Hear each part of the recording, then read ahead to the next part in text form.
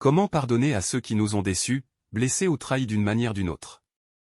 J'avoue que c'est un exercice qui n'est pas du tout facile mais très important pour nous libérer.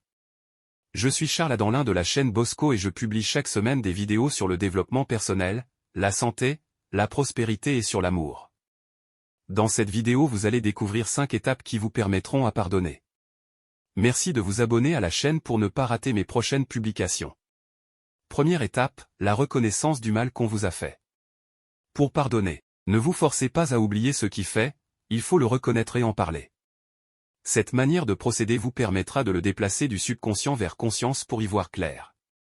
Deuxième étape, prendre la décision de ne plus souffrir, de ne plus vous punir, vous accrocher au passé.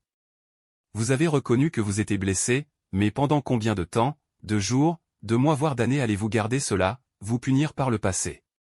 Prenez la décision d'arrêter la saignée pour enfin vous libérer.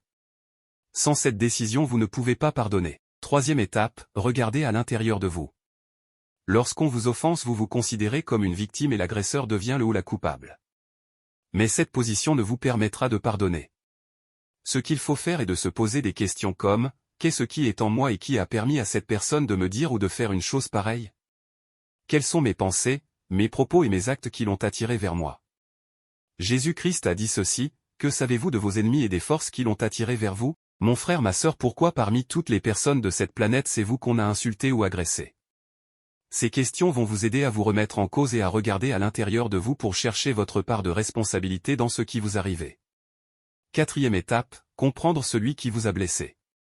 Se mettre dans la peau, à la place de celui qui vous a offensé est une étape très importante pour pardonner. Comprendre les motivations de celui qui est le ou la coupable, revient à se poser des questions sur l'état d'esprit qu'il avait au moment de son acte. Peut-être cette personne souffrait sans le savoir et à faire ou dire des bêtises. Ce que je dis n'est pas une excuse mais c'est pour prendre de la hauteur. Cinquième étape, prendre son temps pour pardonner. Un pardon accordé sans réfléchir, sans aucune analyse ne sert à rien. Alors prenez votre temps pour le faire. Quelle que soit la façon dont vous a souffert ou continue de souffrir du mal qu'on vous a fait, il est important de pardonner. Faites-le pour vous libérer enfin de vous sentir plus léger, plus en paix avec vous-même et les autres. Vous allez certainement me dire s'il faut tout pardonner, mais que ce n'est pas parce que vous pardonnez, qu'il faut tout accepter des autres.